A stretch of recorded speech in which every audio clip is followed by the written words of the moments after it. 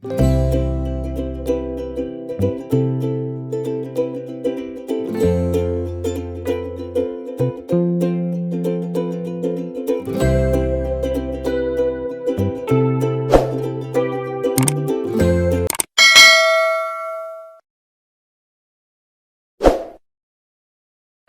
Welcome back to my channel lifestyle with Sanchayita চ্যানেলের আরেকটা নতুন ব্লগে সকলকে ওয়েলকাম জানাই। তো অনেক দিন পর আজকে আবার ব্লগ করছি। মিডিলে কি বলবো, এটা সেটা ওটা সেটা করতে যে অনেক দিন মিডিলে ব্লগ করা হয়নি। আজ 13th মার্চ শুক্রবার। তো ভাবলাম অনেক দিন হয়ে গেল, যে সমস্ত জিনিসগুলো আমরা এইবারে ট্রিপ থেকে এনেছি সেইগুলো শেয়ার করাই হয়নি তোমাদের সাথে। তো ওইগুলো দিয়ে এই আজকের ব্লগটা শুরু করা যাক। এমনিতে আজকে শুক্রবার, রান্নার অতটা ঝামেলা নেই। আর মা যতদিন আছে এমনিতে একটু ঝামেলাটা কম, যদিও বা মায়ের যাওয়ার দিন মানে ঘনিয়ে আসছে আর কি। তো যাই হোক, চলো আজকে একটু বেরোনোরও আছে। মায়ের এখানে যখন আমাদের বেঙ্গলের তুলনায় ব্যাঙ্গালোরে ট্রিটমেন্ট যথেষ্ট ভালো, তো মায়ের একটু রেগুলার চেক আপের যখন এসছে তখন একটু ভাবলাম করিয়ে নেওয়া যাক। সে কারণে আজকে একটু হসপিটালও যাওয়ার আছে। আমাদের বাড়ির পাশেই রয়েছে মণিপাল হসপিটাল, ওখানেই যাব। তো সেকেন্ড হাফে যাব। প্রথমত এখন এগুলো করে নিই। আনবক্সিং কি বলবো, আনবক্স তো করাই আছে, যে শুধু তোমাদের সঙ্গে শেয়ার করা হয়নি। তো চলো ওগুলো দেখে নিই একের পর এক। তোমাদের বলেছিলাম খুব সুন্দর দুটো শাড়ি এনেছি, মানে একটা তো খুবই সুন্দর আর একটাও ভালো। তো যাই হোক চলো, আর কি বলবো, সাসপেন্স না রেখে এবার দেখাই। তো চলো সবার প্রথমে কি কি ম্যাগনেটস এনেছি সেগুলো শেয়ার করি। মানে সব জায়গা থেকেই এখন মোটামুটি ম্যাগনেটস খুব ইজিলি অ্যাভেলেবেল হয়ে গেছে। আগে স্টেট ওয়াইজ পাওয়া যেত, কিংবা একটা পার্টিকুলার জায়গাতে পাওয়া যেত, মানে বড় জায়গায়। এখন মোটামুটি ছোট ছোট সব জায়গাতেই যেখানে যাও সেখানে পাড়া হিসেবে ফ্রিজ ম্যাগনেট পাওয়া যাচ্ছে।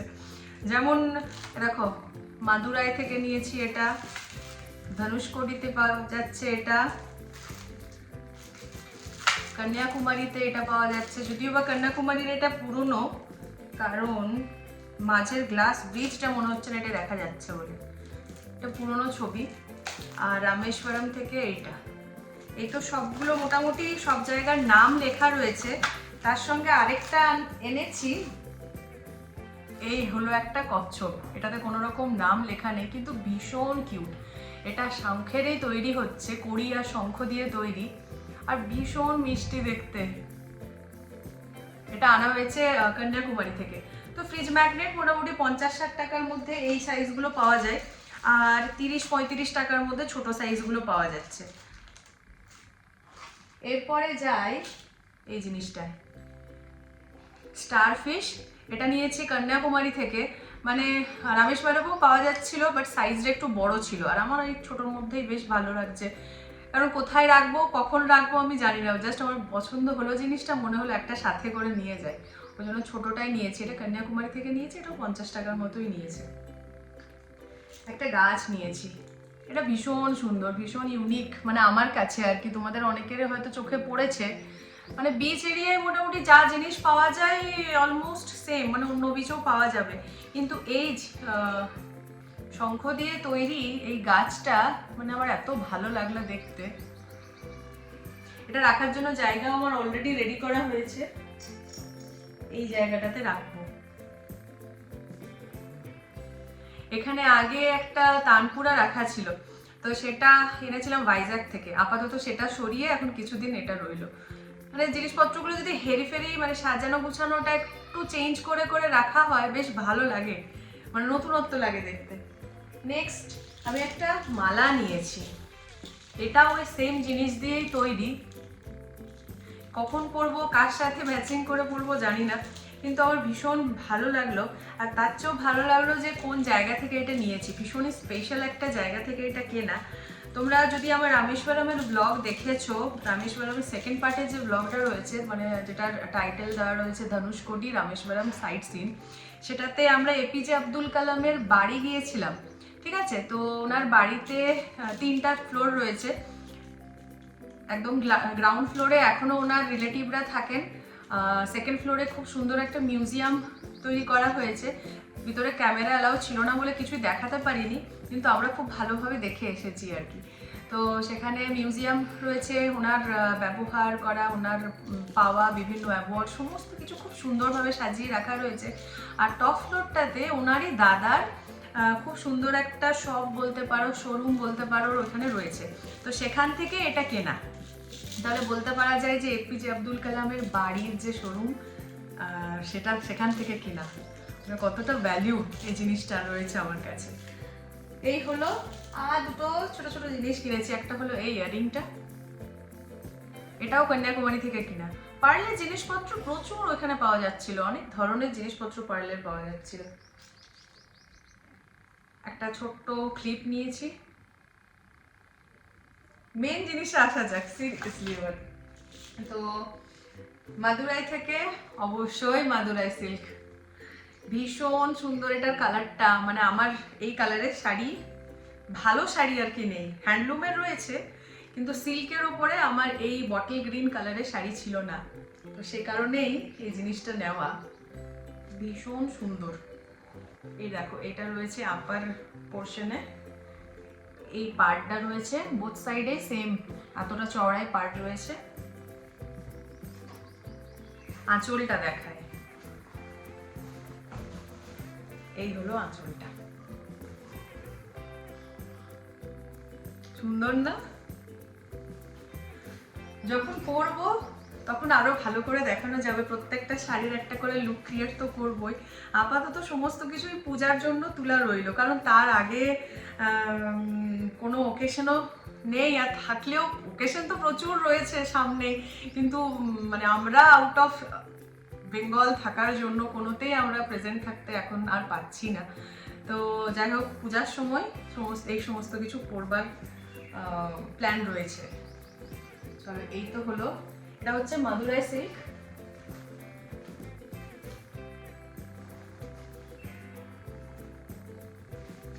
Last but not the least, মানে যেটা একদম আমার এইবারের জার্নির, এইবারের আমাদের ট্রিপের বেস্ট পারচেস। আর বলতে গেলে আমার আলমারিটা আরেকটু আপগ্রেড করা গেল আর কি, আমার শাড়ির কালেকশনটা। তোমরা জানো আমি যে জায়গায় ঘুরতে যাই, মনে হয় যদি আমার সামর্থ্যের মধ্যে থাকে তো সেখান থেকে একটা আমি শাড়ি বা মানে আমার পরার মতো জিনিস, সেটা দুপাট্টায় হোক যাই হোক, আমি একটু কিনে সেখানে আনার চেষ্টা করি। তো এবারে যে জিনিসটা হাতে পেয়েছি, ও মাই গড, মানে বলে না খুঁজলে মানে সব পাওয়া যায়। তো দিস ইজ দ্য শাড়ি। এই শাড়িটার প্রচুর, আগে দেখিয়ে দিই তারপরে বলছি কেসটা কি রয়েছে। এই হলো শাড়ি। জানি না তোমাদেরকে কতটা আমি বোঝাতে পারছি। এই দেখো, এই হলো কাজ, লোয়ার পার্টে এইগুলো কাজ, পুরো শাড়ি জুড়ে এই কাজটা রয়েছে, নিচের পোর্শনটাই। আর এটা হলো আঁচল, এটা হলো ব্লাউজ পিস, ওকে, আর এটা হলো আঁচল। তো মানে অন্যান্য শাড়িগুলোর কি হয়, শাড়ির পুরো পোর্শনটা থেকে আঁচলটা বেশি গর্জিয়াস হয়, আঁচলটা বেশি কি বলবো ভালো হয় আর কি, চোখে লাগার মতো হয়।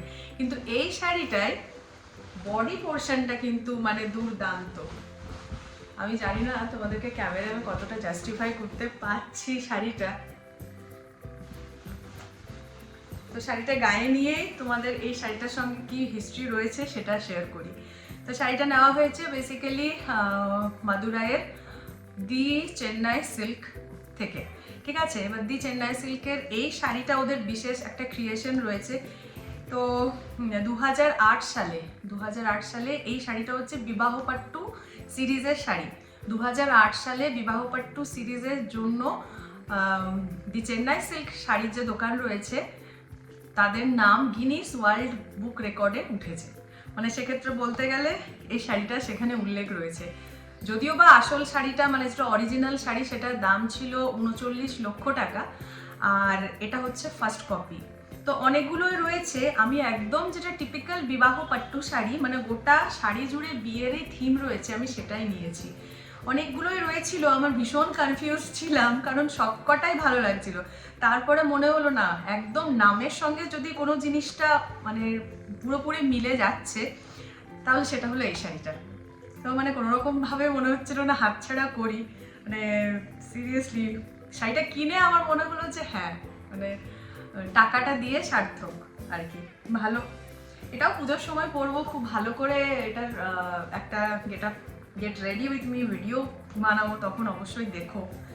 চলো, এই হলো মোটামুটি পারচেস। আর হ্যাঁ, আরও কটা জিনিস তোমাদের সঙ্গে শেয়ার করি। কন্যাকুমারীতে ভালো ড্রাই ফ্রুটস পাওয়া যায়, মশলা পাওয়া যায়। যেহেতু কন্যাকুমারী হচ্ছে কেরালারও কাছে, তাহলে ওখানে মশলা কেরালায় বিখ্যাত। সো সাউথের ম্যাক্সিমাম পার্টেই হচ্ছে লোয়ার পার্টগুলোতে মশলা খুবই ভালো। তো ওখান থেকে এলাচ এনেছি, তারপরে কাজু এনেছি। কাজু খুব কম রেটে পাওয়া যাচ্ছিলো, ভালো কোয়ালিটির কাজু কন্যাকুমারীতে, তোমরা নিতে পারো গেলে। আর তার সঙ্গে এলাচ এনেছি, মানে এই সমস্ত কিছু খাওয়ার জিনিস এনেছিলাম যেগুলো শেষ হয়ে গেছে। মানে মোটামুটি বেশ ভালো। প্রসাদও পাওয়া যাচ্ছিল অনেক ধরনের, সেগুলো বেশি দিন লাস্টিং করে না, একদম ঘিয়ে ভাজা। তো তো এই হলো ব্যাপার। চলো দিনটা শুরু করি। মোটামুটি আজকে মনে হলো যে না, ব্লগের শুরুতেই আমার কি কি মাদুরাই, আমাদের এইবারে যে ট্রিপ ছিল 3টে জায়গার, সেখান থেকে কি কি আনা হয়েছে সেটা দিয়ে ব্লগটা শুরু করা যায়। চলো এবার বাকি দিনের কি কি চলছে এবারে আর বসে টাইম ওয়েস্ট করা যাবে না, রান্নাই শুরু করতে হবে। পূজা হয়ে গেছে, কিন্তু আজকে তো শুক্রবার, মানে ওই রান্না করলেও সে সমস্ত খাওয়া দাওয়ার আমার ব্যাপার নেই, আমার খাওয়া দাওয়া তো ফিক্সড। চলো এবারে কাজে লেগে পড়ি। ঘড়ির কাঁটায় প্রায় এখন 9:30। আমরা একটু বেরালাম বাড়ির পাশেই যে জিও স্টোরটা রয়েছে সেখান থেকেই। অনির্বাণ আজ শুনলাম ওয়ার্ক ফ্রম হোম করবে, 10টা থেকে মিটিং ফিটিং সমস্ত কিছু শুরু। তার আগেই দরকারি কতগুলো জিনিস কিনে নিতে এলাম।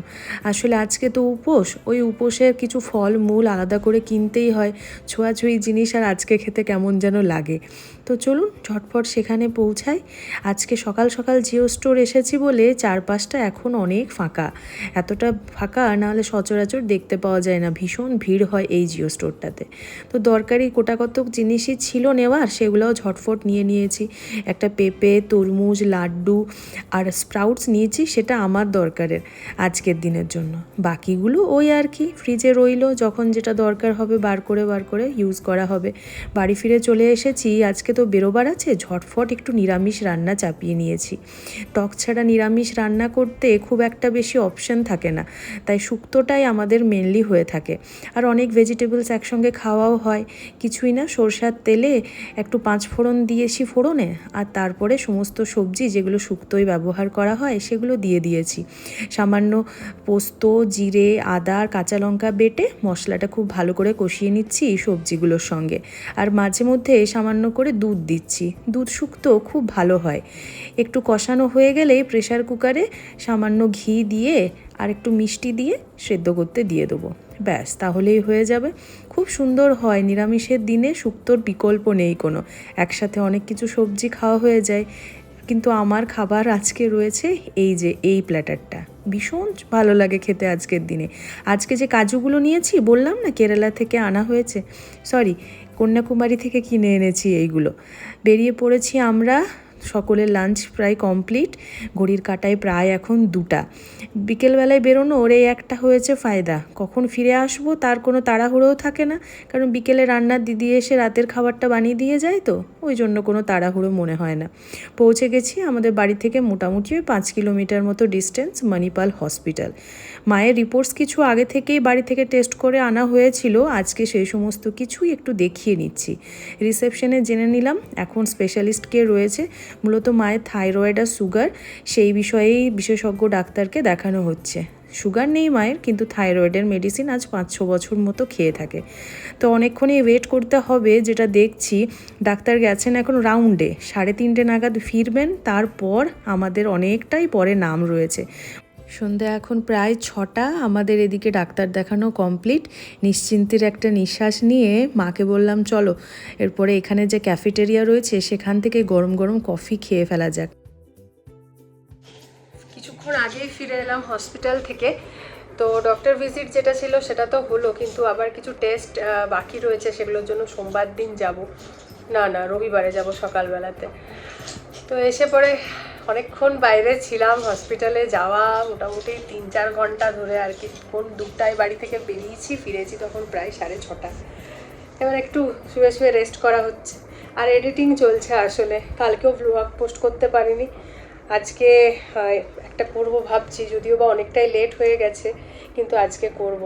আর তার সঙ্গে পাশে একটা খুব ভালো জিনিস রেডি হচ্ছে, তোমাদের সঙ্গে শেয়ার করি, দাঁড়াও। মানে এটা এখন আগামী সপ্তাহে তো হ্যাঁ, ভীষণ ট্রেন্ডিংয়ে আসতে চলেছে আর কি। এমনিতেও ট্রেন্ডিংয়ে আছে, কিন্তু রিট্রেন্ডিংয়ে আসতে চলেছে আবার আগামী সপ্তাহে। কি সেই জিনিসটা, দাঁড়াও তোমাদেরকে দেখাই। এখানে এখন কাজ চলছে, এখন জাস্ট চোখটা আরম্ভ হয়েছে, একটা চোখ ফিনিশ হয়েছে আর বাড়ানো হচ্ছে। জুম আউট করে একবার, ছবিটা জুম আউট করে। আমি আমার ওজন করব। আচ্ছা, এই যে নেক্সট উইক কত তারিখে সিনেমাটা রিলিজ হচ্ছে বা? 19 মার্চ। হ্যাঁ, 19th মার্চ আমার সিনেমা রিলিজ হচ্ছে। রিলিজ, আচ্ছা। তো সেদিন কি আমরা পোস্ট করবো নাকি? তো কতক্ষণ সময় লাগবে রেডি হতে? 3-4 দিন? আমি ঘন্টাও ভাবলাম। সময় লাগবে 3-4 দিন, যেটা শুনলাম রেডি হতে। ঠিকই আছে, 3-4 দিনের পরে রিলিজও আছে সিনেমাটার, ধুরন্ধর 2 আর কি। 2 বলা হচ্ছে না, ধুরন্ধরেরই নেক্সট পার্ট আর কি আসছে। সেদিন আপনাদের সঙ্গে শেয়ার করব ফাইনাল রেজাল্ট, ঠিক আছে? কি বলছে জোজো, বলে দে। ওয়েট অ্যান্ড ওয়াচ বলছে। চুলের অবস্থা দেখো, আজকে শুক্রবার, স্নান টান সেরে আর গেছি, মানে শুকানোরও সময় পাইনি। আবার এসে এবারে এমন বিচ্ছিরি অবস্থা, ব্যাঙ্গালোরের রাস্তায় এখন যা ধুলা বালি পলিউশন, মানে বিচ্ছিরি আর কি। চুল বেঁধে একবারে বেরোনোর দরকার ভীষণই, কিন্তু ভিজা ছিল, সেই মুভমেন্টে বেরিয়ে পারিনি, বেঁধে পড়ে। তো চলো, বাকি যা এডিটিং রয়েছে করতে বসি। দিদি রান্না করে গেছে, শুক্রবার দিন এমনিতেই আমাদের পুরোই ভেজ চলে আর কি। আর সন্ধ্যাবেলায় দিদি আসে, রাত্রিবেলার খাবারটা বানিয়ে দিয়ে যায়। তো সেদিক থেকে ফুল নিশ্চিন্তি। আর অনির্বাণ পোকোকে পড়াতে বসিয়েছে, সেদিক থেকেও ফুল নিশ্চিন্তি। আমি ওর একটু এডিটিং করি, সারাদিনে আমার কাজটা নিয়ে বসা হয়নি, এবার মোটামুটি 1.5 ঘন্টা মতো সময় লাগে।